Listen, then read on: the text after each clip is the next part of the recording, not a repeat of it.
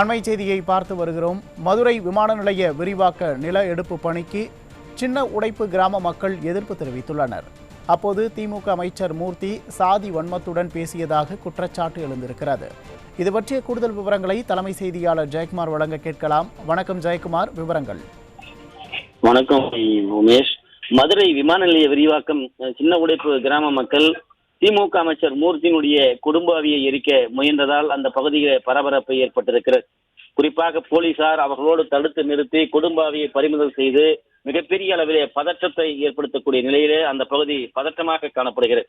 மதுரை விமான நிலைய விரிவாக்கம் நிலம் கையகப்படுத்துவதற்கு எதிராக சின்ன உடைப்பு பகுதியில் இருக்கக்கூடிய கிராம மக்கள் 8வது நாளாக மதுரை தூத்துக்குடி நெடுஞ்சாலையிலே அதாவது அமர்ந்து போராட்டத்தில் ஈடுபட்டு வருகிறார்கள். இந்த சின்ன உடைப்பு விவகாரம் சென்னை உயர்நீதிமன்ற மதுரை கிளையிலே தொடரப்பட்ட வழக்கில் நேற்று விசாரணைக்கு வந்தபோது நீதிபதிகள் தேதி குறிப்பிடாமல் தீர்ப்பை ஒத்திவைத்திருக்கிறார்கள்.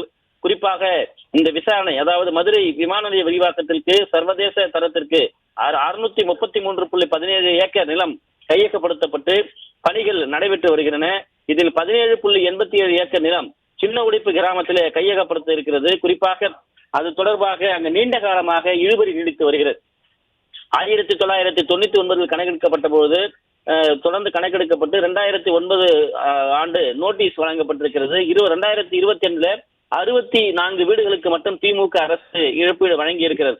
குறிப்பாக அந்த பகுதியில கடந்த 2024 அதிகாரிகள் நிலத்தை கையகப்படுத்தப்பட்டு வருகிற போது கிராம மக்கள் கடுமையான எதிர்ப்பு தெரிவித்திருக்கிறார்கள். தற்போது இருக்கக்கூடிய சந்தை மதிப்புக்கு எங்களுக்கு இழப்பீடு வழங்காமல் சொற்ப அளவிலே மாநகராட்சி எல்லைக்குள்ளே இருக்கக்கூடிய ஒரு பகுதிக்கு எங்களுக்கு 3 சென்ட் இடத்திலே நிலம் வீடு மட்டும் கட்டித்தரப்பட வேண்டும்.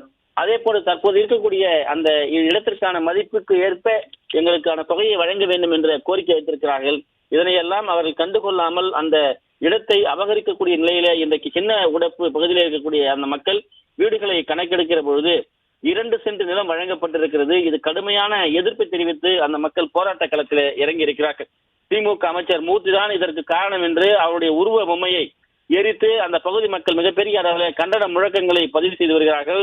அந்த காட்சிகளை நாம் பார்த்து கொண்டிருக்கிறோம். குறிப்பாக திமுக அமைச்சர் குறிப்பாக மதுரை விமான நிலைய விரிவாக்கம் என்கிற பெயரில் சின்ன உடைப்பு கிராமத்தில் குறிப்பிட்ட ஒரு சமூக மக்களுக்கு மட்டும் அநீதி இழைக்கப்பட்டிருக்கிறது.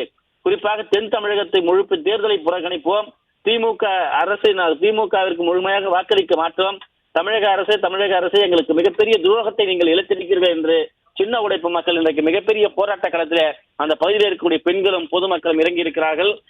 திமுக அமைச்சர் மூர்த்தியினுடைய உருவமையை எரிக்க முயன்ற போது காவல்துறையினர் அதை பிடுங்கி கொண்டு அந்த உருவமையை எடுத்துக்கொண்டு ஓடக்கூடிய அந்த காட்சிகளும் காவல்துறை குவிக்கப்பட்டு ஒரு பதற்றமான சூழ்நிலை உருவாக்கப்பட்டிருக்கக்கூடிய அந்த காட்சிகளையும் நாம் தற்போது பார்த்து வருகிறோம்.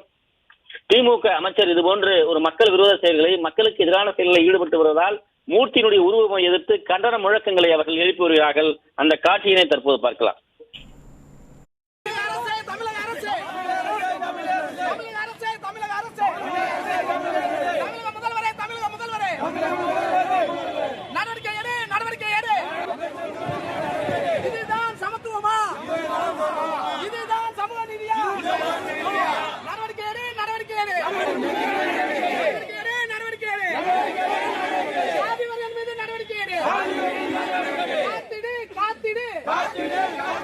சமத்துவத்தை காத்திடு, காத்திடு, காத்திடு, சமத்துவத்தை காத்தோம், விடமாட்டோம், விடமாட்டோம், கருங்காலியை விடமாட்டோம், விடமாட்டோம், விடமாட்டோம், ஜாதி வெறியை விடமாட்டோம், காப்பாற்றுவோம், காப்பாற்றுவோம், சின்ன உடைப்பை காப்பாற்றுவோம், காப்பாற்றுவோம், காப்பாற்றுவோம்.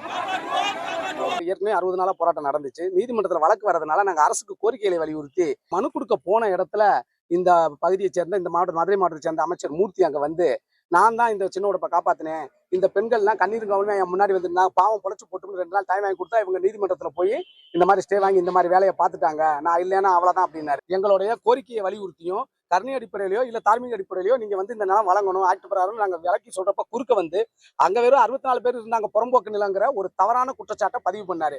150 ஏக்கர் நிலம் இந்த மக்களோட பட்டா நிலம்.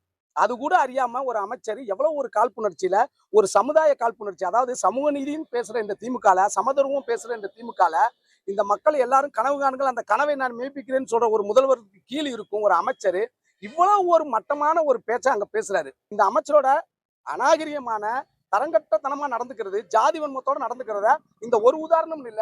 அலங்காநல்லூர் விஷயத்துல இருந்து இந்த பரவலா இந்த பகுதியில இந்த மதுரை மாவட்டம் புறநகர்ல அமைச்சர் மூர்த்தி அவர்கள் மீது எங்கள் சமூக மக்கள் மிகப்பெரிய அதிருப்தியில இருக்காங்க. இந்த அதிருப்தியோட வெளிப்பாடு இந்த தேர்தலில் அது திமுகவுக்கு பாதிப்பை ஏற்படுத்தும்.